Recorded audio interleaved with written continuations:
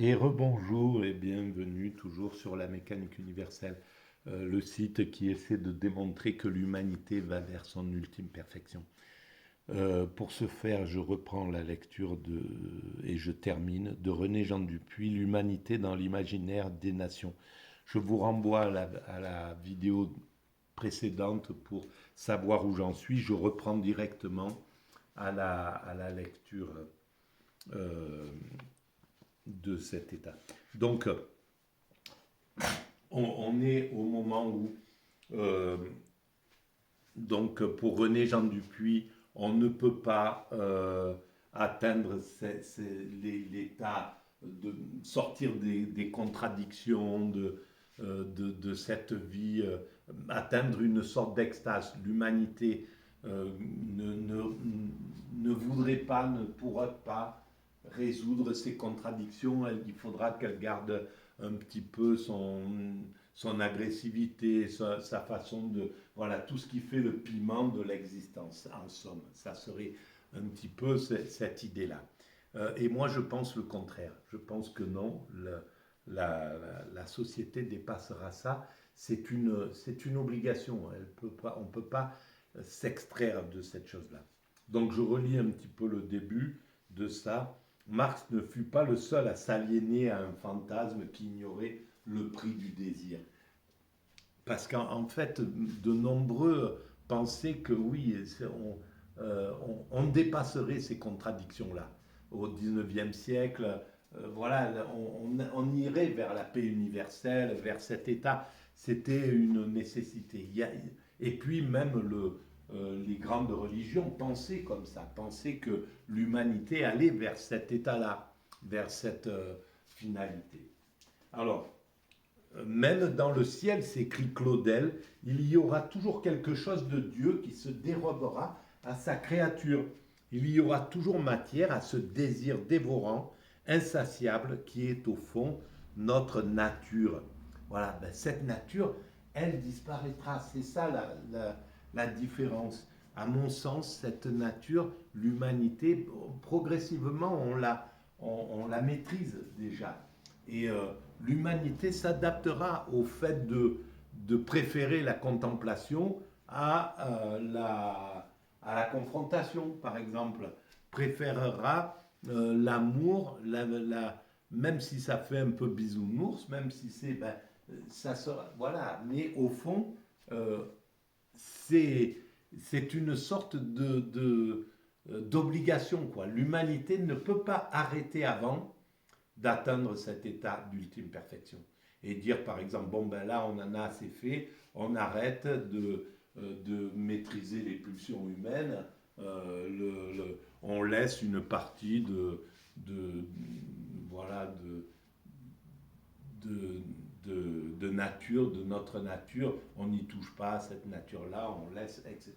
Ça sera insupportable parce qu'il y aura toujours des hommes à ce moment-là qui auraient envie d'abuser leurs semblables et donc des hommes qui voudront rompre avec ce mécanisme-là, ceux qui sont victimes. Comme le disait Nietzsche, ça passe par les victimes, par les victimes. C'est les victimes qui disent on ne veut plus de dominants. Voilà. Évidemment, les dominants veulent dire on veut rester les aristocrates et profiter de cette chose-là. Et vous, c'est par faiblesse que vous voulez amener à la sainteté. Mais c'est parce que vous êtes faible. Mais simplement, ça sera toujours les victimes qui auront raison parce qu'ils seront plus nombreux et ils supporteront pas d'être des victimes permanentes, d'être des voilà, d'avoir d'être sous la coupe de ces aristocrates guerriers. Nietzsche l'avait déjà observé, préférer la possession au désir condamne à l'ennui. Voilà. Mais l'ennui, c'est pas l'ennui. L'extase, c'est loin, c'est l'inverse de l'ennui. L'extase, c'est il n'y a pas d'ennui du tout dans l'extase. Pour avoir fait cette expérience qui a duré une semaine, accidentellement, il n'y a absolument pas d'ennui. C'est l'inverse de l'ennui. L'ennui, c'est dans la vie ordinaire. C'est dans la conscience ordinaire, dans la conscience extatique, Il n'y a absolument pas d'ennui, justement. Et c'est pour ça que l'humanité choisira l'extase, le nirvana, l'éveil, peu importe comment on l'appelle. Il faut à l'humanité des compétitions à arbitrer, des différends à surmonter. La paix n'est pas un silence comblé. Voilà ce que pensait René Jean Dupuy.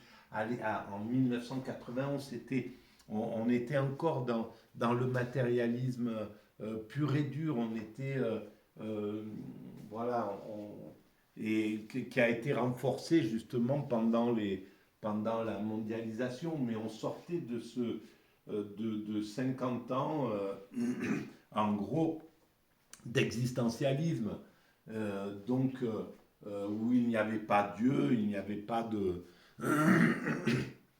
Et donc c'était dans cette confrontation, dans ce travail que l'homme euh, devait entreprendre pour faire évoluer l'humanité, justement.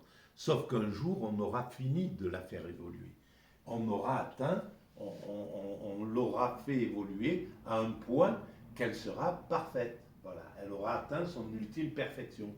Elle sera de façon écologique, elle sera 100% écologique. Il y aura plus, on n'abîmera plus la planète, on tirera toute l'énergie du soleil, du vent, etc. L'eau, on saura la recycler totalement, etc. On aura des transports, on pourra euh, circuler on aura tissé des routes pour marcher sur toute cette planète, pour aller sur tous les continents, voilà, on l'aura réalisé cette chose. Dans le monde actuel, je reprends, la promesse émerge plus sûrement des incertitudes qu'il engendre que des assurances naguère promises par l'idéologie. Les menaces proférées par le futur de l'économie, de l'écologie, de l'asymétrie croissante entre le Nord et le Sud et les tragédies qu'elle annonce invitent les nations et les hommes à s'accepter sur l'essentiel pour tenter de sauver ensemble l'héritage commun. Voilà, ben c'était en 91, c'était ça. On est allé encore un peu plus loin 30 ans après, au niveau du travail sur la planète, du travail sur le patrimoine commun, sur la protection de la nature, sur etc., etc. On avance tout le temps, l'humanité, elle a son rythme. C'est pas, voilà, il lui faudra encore quelques siècles pour atteindre cet état d'ultime perfection, mais c'est notre but. L'avenir du monde dépend de la réponse que l'intelligence fera à l'exhortation qu'elle s'adresse à elle-même. Et ça, l'intelligence, elle est majeure dans l'humanité. Donc, quoi qu'il arrive, et elle est tournée vers le bien. Le mal, c'est juste un ouvrier du bien. L'intelligence humaine, dans sa globalité, elle cherche à faire le mieux possible, à améliorer les choses, etc. Et c'est ce qu'elle réussit en fait. Cette humanité donnée au départ est à découvrir à la lumière des occasions de l'histoire. Tant qu'elle durera, l'esprit lui donnera des formes nouvelles pour la faire passer d'un pluralisme sauvage à un pluralisme organisé, pour faire de l'enclos une cité. L'incarnation du concept d'humanité avance non sans peine dans un milieu social dont la cohésion demeure médiocre, mais l'interdépendance croissante. Voilà. Alors, la cohésion, elle est médiocre. Bien sûr qu'on peut voir que c'est long, l'homme met du temps, on peut être déçu comme René Jean Dupuy qui voit que les choses n'évoluent pas rapidement, etc. Et comme beaucoup, et c'est cause de révolte. Mais on peut aussi voir que dans le temps, ça évolue. Quand on étend le temps, on voit que l'évolution est cohérente, qu'elle avance progressivement, qu'elle y va tranquillement, etc. etc. Et donc être tout à fait rassuré sur cette évolution-là, sur sa finalité. Pour autant, l'utopie originelle, constamment réanimée par l'espoir, annonce toujours l'avènement d'une terre plus juste et plus fraternelle. Et certes, voilà, c'est ça, ben ça, C'est pour ça que c'est contradictoire, parce que ce désir, cet espoir, cet événement, c'est le moteur. Euh, il est toujours présent et c'est lui qui sert de guide. C'est pas l'espoir d'un monde, d'une terre toujours plus injuste, toujours moins fraternelle. C'est bien la justice, la fraternité, l'amitié, la symbiose, etc., qui est au cœur du désir humain. Et donc, forcément, c'est lui qui trace la route. Et certes, on trouve du progrès dans l'histoire, mais il n'est pas porté par un vecteur ininterrompu. Ben si, si, je suis désolé, René Jean Dupuis, malgré tout l'amour que je vous porte par rapport à cet ouvrage et par rapport à votre travail que vous avez apporté à l'humanité de façon généreuse, mettre à la portée des gens comme moi, naïfs, qui n'ont pas fait d'études, des choses incroyables qui permettent de comprendre et de préciser des choses très très importantes, eh bien je ne suis pas d'accord avec vous. Il y a un vecteur ininterrompu de l'histoire de l'humanité. Et quand on étend le temps, quand on a une vision hypermétrope, c'est-à-dire complètement posée sur toute l'histoire de l'humanité, on s'en rend compte tout de suite. Son image est celle d'oasis éparpillées au désert de l'amour. Voilà comment il voit les choses. Mais ça, c'est juste la myopie. C'est juste une vision rétrécie de l'humanité. Toujours menacée par les sables. Donc au désert de l'amour, toujours menacée par les sables. Oui, il y a cette chose-là aussi. La justice n'y souffre pas comme le vent, n'y souffle pas comme le vent sur les dunes. Elle émerge ça et là sur un fond d'indifférence et de haine. Non, voilà, donc il y a ce désespoir qui est légitime quand on voit le monde tel qu'il est. Là, l'URSS qui était, quand il a écrit cet ouvrage, René Jean Dupuis, l'URSS qui était un espoir pour des millions d'êtres humains, était en train de s'écrouler. Donc, voilà, une utopie qui se réalisait pas, c'était assez curieux, quoi. Et ça donnait une ambiance un peu curieuse. Et en plus, l'Occident qui allait de se mettre en prédateur dès que son adversaire, l'URSS, était à terre et qu'il a été démantelé, il est allé le piller. Voilà, donc sans foi ni loi. Et là, on peut regarder ce monde comme impitoyable. Et c'est clair que les États-Unis sont impitoyables sous cet angle-là. Mais ben voilà, ils vont aussi ils vont être obligés de rentrer dans le rang. Ils vont, voilà, ce côté-là, il a fallu qu'il l'exprime. Il a servi certainement à faire évoluer des choses, mais maintenant, il est de trop. Elle émerge ça et là sur un fond d'indifférence et de haine. Des prophètes et des saints témoignent de ces prodiges et en fécondent l'imaginaire. Mais prise dans les mouvements contradictoires de sa liberté, se perpétuent les incohérences de l'humanité. Non, non, non, non. Les braves gens qui s'aiment de détester ensemble. Les braves gens qui s'aiment de détester ensemble. C'est Albert Cohen, ô vous frères humains. Mais pareil, je ne suis pas d'accord avec ça. Oui, pour l'instant, c'est ça. Mais, et je pense qu'Albert Cohen avait la conscience justement d'une finalité heureuse. Mais c'est vrai qu'on est encore dans cet état-là, des braves gens qui s'aiment de détester ensemble. Voilà, on est dans cette mécanique et on est en train de l'écarter progressivement. N'en finissent pas de se retrouver autour du bouc émissaire issu de leur fantasme. Et bien sûr, voilà, c'est ça, et des boucs émissaires, il y en a en pagaille. Mais il suffit d'un geste d'amour pour embraser d'un coup l'opacité du monde et pour relancer la promesse que l'imaginaire cherche à formuler depuis le début des temps. Et voilà, la puissance de l'amour est 1000 fois plus forte que la puissance de la haine. Il suffit d'un 5 au milieu d'un monde de terreur pour, euh, pour changer tous les esprits. C'est la puissance de l'amour est infinie. La puissance de la violence, elle est forte, mais c'est de la force. La puissance de l'amour, c'est de la puissance, c'est autre chose.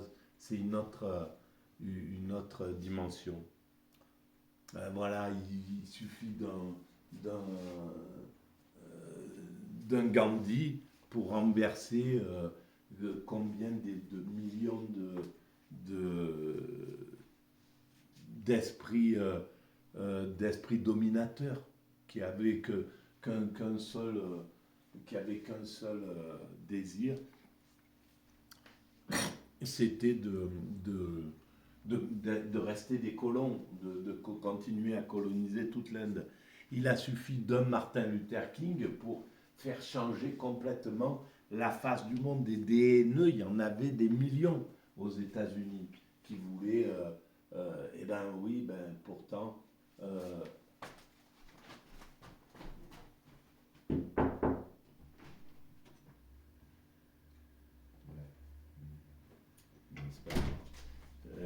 voilà. Alors, donc, un Gandhi pour renverser ce que je disais. Et c'est ça que ne comprennent pas les révoltés actuels sur certains endroits où il y a des concrétions de haine entre deux peuples, entre deux communautés. Les souffrants prennent souvent les armes, se croient que c'est à travers le guerrier qu'on renverse l'oppression. Non, c'est pas à travers le guerrier. Ça peut arriver à un certain moment, c'est clair que la révolte, elle doit se faire, mais globalement, ça serait même par exemple pour renverser le colonialisme, la violence, c'est pas la violence qui a renversé. Les esprits étaient mûrs pour sortir du colonialisme. Et c'est là où la violence est un frein, parce que c'est en fait, on croit qu'on peut renverser l'autre, mais l'autre, il concrétise, il devient de plus en plus, il renforce sa surdité, en somme. Et en plus, euh, il, il n'a pas il a aucune publicité, la révolte par la violence. Il ne satisfait que un petit nombre d'êtres humains qui sont d'accord avec ça. Et c'est pour ça que par le pacifisme, on renverserait tous les systèmes qui sont oppressifs actuellement. Le pacifisme renverserait tout ça. Mais bon, voilà, après, c'est des questions de caractère, de façon de penser les choses. Mais c'est une erreur. Voilà. La révolte par la violence, elle est beaucoup moins productrice que la révolte par le pacifisme, par les actions pacifistes. Alors, mais remplissant sa planète, l'humanité n'est-elle pas en voie de devenir une société close? Point d'interrogation. La promesse serait trahie. L'humanité est ouverte sur l'inconnu. Elle est en recherche d'elle-même. Elle est ouverte sur elle-même. Elle est ouverte sur l'inconnu. Bon, voilà. Moi, je pense que non. On va vers cette ultime perfection. Voilà. C'est la théorie de la mécanique universelle. On verra ce qu'il en sera, si elle est récupérée ou pas par l'humanité, ou si elle s'avère être une vaste stupidité. Seul l'avenir le dira. En quête d'une autre humanité qu'elle porte en elle-même. Donc, comme l'homme, selon Pascal, l'humanité passe infiniment l'humanité. Comme l'homme encore, elle n'est pas un tout fait, mais une réalité en train de se faire ou de se défaire. Non, de se faire, c'est ça. c'est qu'elle n'a pas jamais montré, depuis que l'humanité est en route, elle n'a jamais montré de moment où elle s'est défaite. Elle se fait tout le temps, quoi. Elle est tout le temps orientée vers cette finalité. Pourquoi? On n'en sait rien. Mais pourquoi les baleines sont, dès leur origine, je ne sais pas comment, il paraît qu'à un certain moment, elles étaient sur Terre et elles sont allées sur l'eau et elles n'ont cessé de se peaufiner. Quel est le moteur qui fait que ça devait les amener à la perfection technique de cet état de fluidité, de tranquillité, de paix, de sérénité? Quel est le moteur de ce perfectionnement permanent dont parle Darwin? Eh bien, nous, on est dans ce mécanisme de perfectionnement aussi. On ne peut. Donc, et ça, c'est le moteur, ça, c'est au-dessus de nous. Ça, c'est l'intention, elle est au-dessus de l'humanité, puisque nous, on le réalise de façon inconsciente pour l'instant. Je pense qu'on prendra conscience bientôt de ce qu'on réalise et on le réalisera alors de façon consciente. Mais donc ça veut bien dire qu'il y a un moteur qui est conscient au-dessus de tout ça.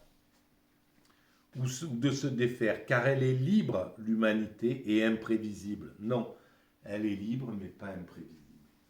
Mais la vertu on peut la prévoir justement, mais la vertu de l'utopie est de lui laisser son espoir, voire une espérance qui ne se réalisera qu'au-delà du temps. Au-delà du temps, c'est ce que nous cherchons à atteindre, c'est-à-dire dépasser le temps dans notre esprit. L'extase permet de sortir du temps, parce que l'extase nous met dans l'immédiat absolu. Donc on n'est plus soumis au temps. On n'est plus, le cerveau se projette plus vers l'avenir, ne fait plus référence au passé, donc il est vraiment posé dans l'instant présent, et là, on est affranchi du temps. Dans l'attente du dernier homme qui, face au dernier soleil, sombrant dans un océan mort, contemplera enfin le couchant délirant de l'histoire. Oh là là, bon, c'est un peu lourd, hein, c'est un peu profond comme vision, mais ben voilà, c'est la seule chose qu'on ne maîtrise pas. On ne sait pas comment se déroulera cet avenir. On peut l'imaginer, on peut le penser comme ça, mais il y a toujours une part d'incertitude et c'est ce qui est incroyable quoi, dans cette évolution de l'humanité. Voilà, bon, j'ai fini avec René Jean Dupuy, conférence essai leçon du Collège de France, chez Julliard. Voilà. Voilà. Bon, eh bien écoutez, je pense que j'ai saturé un paquet de monde avec ces vidéos mais elles sont pour moi les plus importantes jusqu'à présent. Grâce à cet ouvrage, j'ai pu préciser réellement tout ce que je pense, tout ce que voulait affirmer la mécanique universelle. Et voilà. Si vous pensez nécessaire et si vous pensez que cet espace le mérite, je vous engage à mettre des petits avis, des pouces, et puis à vous abonner, ce qui fait évoluer la visibilité. Voilà. Merci de votre écoute. À très bientôt. On passe sur autre chose après, je ne sais pas quoi encore.